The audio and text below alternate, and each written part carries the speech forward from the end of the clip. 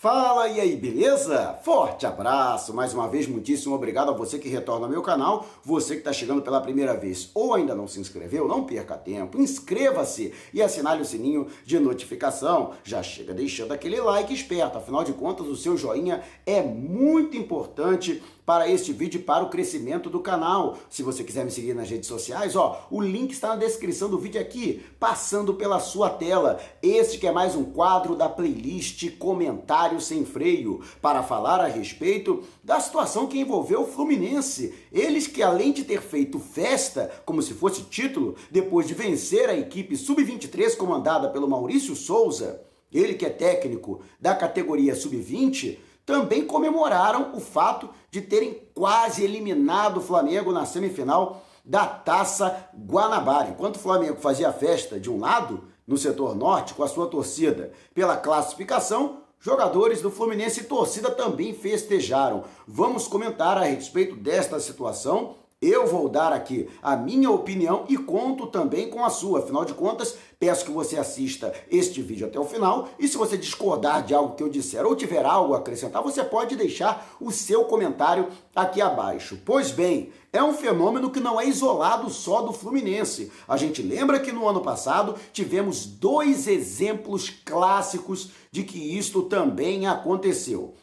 O primeiro foi no clássico com o Botafogo, que aconteceu no Engenhão. Todo mundo lembra do clima de guerra que começou, inclusive, a ser fomentado pela diretoria alvinegra ao impedir a entrada de torcedores do Flamengo, que foi também alimentado por membros de torcidas organizadas, até mesmo torcedores do Botafogo, que estavam à paisana confundidos com torcedores do Flamengo, foram covardemente agredidos pelos próprios torcedores, pelos próprios companheiros de torcida. Então foi uma situação realmente muito ruim. Dentro de campo, durante os 90 minutos, eles distribuíram bordoadas aos jogadores do Flamengo com uma arbitragem conivente com a violência, e o rubro-negro teve realmente muita dificuldade para conseguir vencer o adversário. Haja vista que o gol saiu apenas nos acréscimos por meio do Lincoln. O Flamengo venceu aquela partida por 1-0. E todo mundo enalteceu isso, de torcedor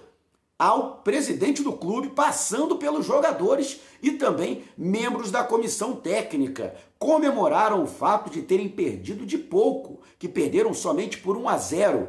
E com palavras do tipo, tá vendo? Estavam achando que viriam aqui e que iam dar um sacode na gente. Pelo amor de Deus, o Botafogo perdeu o jogo. O Botafogo tinha um mando de campo e perdeu para o Flamengo. A justificativa é de que havia um abismo técnico, e realmente existe um abismo técnico entre as duas equipes, muito em função da asfixia financeira pela qual passa o Botafogo. Inclusive, a situação que envolve aí a tentativa de transformação em clube-empresa acabou frustrada. A Justiça proibiu que haja votação para a transformação de clube-empresa e que, consequentemente, o clube-empresa criado pelo Botafogo seja adquirido pelos irmãos Moreira Salles, que são os donos do grupo Itaú Unibanco, para quem não sabe, aí, o maior banco privado do país. Então o Botafogo deve continuar ainda nesta situação. Hoje o Botafogo tem a maior dívida ativa dos clubes da Série A do Campeonato Brasileiro. Eu particularmente torço para que o Botafogo consiga sair dessa situação, mas para um clube que não tem uma receita muito grande, não é um dos clubes de maior receita, realmente fica muito difícil pensar em uma solução a curto prazo. Mas a verdade é que o Botafogo comemorou ter perdido apenas de 1-0 para o Flamengo naquela oportunidade. Depois veio o Vasco, que fez o clássico com o Flamengo. No primeiro turno, Flamengo goleou em Brasília pelo placar de 4-1. E aí no jogo de volta, no jogo do retorno, o Flamengo, com uma equipe ainda mais qualificada, que naquela oportunidade enfrentava também o Vasco da Gama, que estava no processo de recuperação pelas mãos do técnico Vanderlei Luxemburgo, hoje no Palmeiras, e eis que o Flamengo chegou a vencer aí de maneira até confortável no placar o Vasco conseguiu esboçar uma reação, o Flamengo vencia por 4-3 e tomou um gol nos acréscimos do Ribamar. Todo mundo lembra, né, dessa circunstância, e aí foi uma comemoração. Eu acho até que, neste caso, até seja uma comemoração, porque era um jogo praticamente perdido, e aí o Vasco achou um gol no final, para mim, em falha do goleiro Diego Alves, que deveria ter saído para abafar aquela bola, né, na cobrança da falta, quando a bola foi alçada no interior da grande área, e ali a área é território do goleiro. Mas tudo bem, o jogo terminou empatado em 4-4, houve uma comemoração muito grande, e justamente por conta dessa comemoração surgiu a frase que acabou entrando para os anais da história do futebol, né? Tem algumas frases que são tipo clássico é clássico e vice-versa, futebol é uma caixinha de surpresas. E a frase do Bruno Henrique entrou também para a história do futebol. Agora estamos em outro patamar. E isso ganhou, né, as redes sociais. Teve gente que tatuou isso, inclusive, até jogador que tatuou isso no próprio corpo. Então, é uma situação que realmente chamou muita atenção o fato de o Vasco ter comemorado um empate em 4-4 com o Flamengo.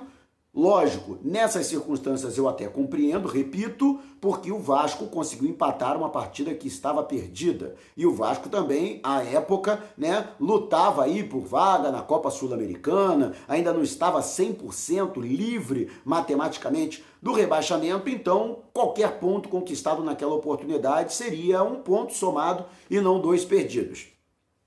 E lógico que a torcida do Flamengo também aproveitou para cair em cima do Vasco da Gama. E aí veio 2020, a Taça Guanabara, na primeira fase, o clássico Flamengo e Fluminense, o Fla-Flu, que foi realizado, né, pela 4ª rodada do Campeonato Estadual.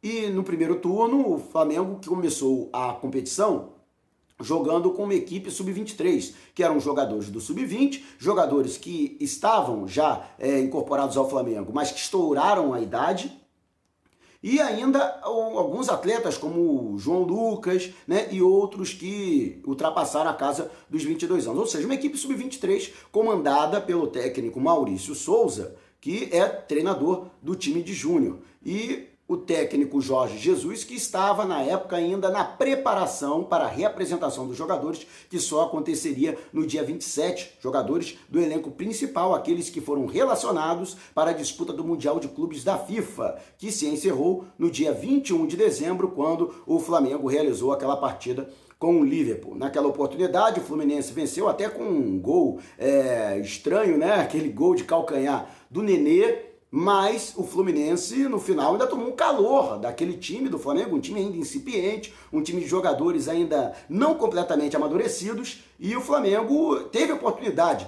de empatar aquela partida, mas o Fluminense conseguiu segurar a vitória até o final e comemorou como se fosse um verdadeiro título com sua torcida. Nenê até deu uma declaração, eu até em parte concordo com ele, que não interessa se do outro lado havia jogadores da categoria sub-20, jogadores abaixo dos 23 anos, estavam vestindo a camisa do Flamengo, e vai entrar para a história que o Fluminense naquela noite venceu o Flamengo pelo placar de 1-0. E é verdade, daqui a alguns anos ninguém vai lembrar que o Flamengo jogou poupando seus principais atletas, né, os principais jogadores de seu elenco.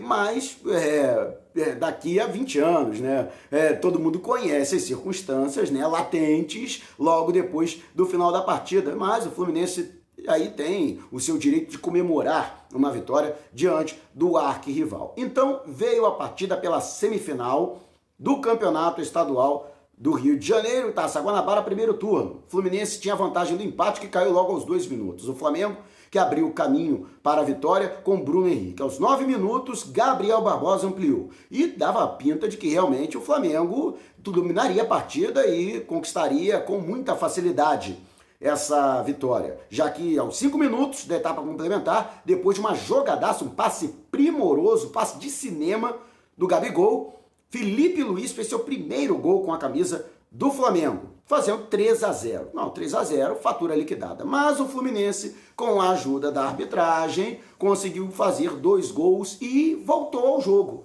E deu até um calorzinho no final, já que o Flamengo estava muito desarrumado e até os jogadores mais cansados. O Fluminense, que começou a sua preparação antes que o Flamengo, fisicamente, nitidamente melhor que o rubro-negro. Mas o Flamengo conseguiu manter o resultado e conquistar a classificação para a final da Taça Guanabara. E eis que os jogadores do Fluminense comemoraram, né, e até deram declarações a respeito do fato de que todo mundo achava que seria fácil, e eles mostraram que o Fluminense poderia sim ter conquistado a classificação. Faltou um gol, realmente, matematicamente é isso, faltou um gol para a classificação. Mas eles esqueceram que durante boa parte da partida, eles sequer viram a cor da bola. O Flamengo botou o Fluminense na roda.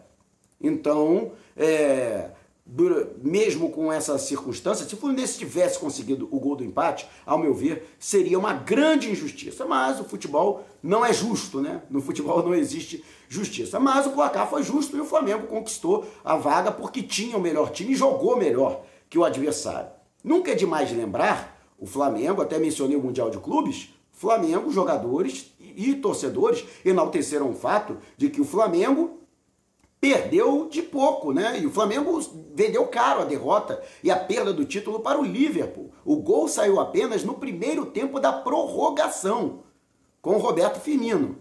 Então o Flamengo, faltando 2 minutos para o final da partida, perdeu um gol feito com o Lincoln. Poderia ter levado para a disputa de pênaltis. E aí, amigo, pênalti é loteria. Lógico que tem também a preparação aí, quem melhor cobra, mas a verdade é que a disputa estaria em aberto.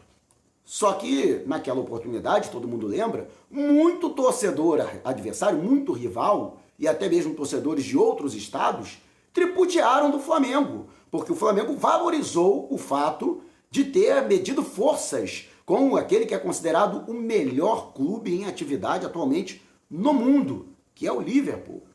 Todo mundo sacaneou o Flamengo, teve piadinha, inclusive comentarista, jornalista, que fez pouco dessa circunstância de o Flamengo ter medido forças, de o Flamengo pelo menos ter mostrado um futebol brioso, ao contrário de outros brasileiros aí que tomaram sacode, né, disputando aí título com o europeu, e alguns inclusive que nem sequer conseguiram chegar à final. Caíram na semifinal diante de asiáticos ou então africanos. Mas pau que bate em Chico também bate em Francisco. Quer dizer que o Flamengo não poderia se vangloriar do fato de ter jogado de igual para igual, não com um clube europeu qualquer, mas com o melhor clube da Europa.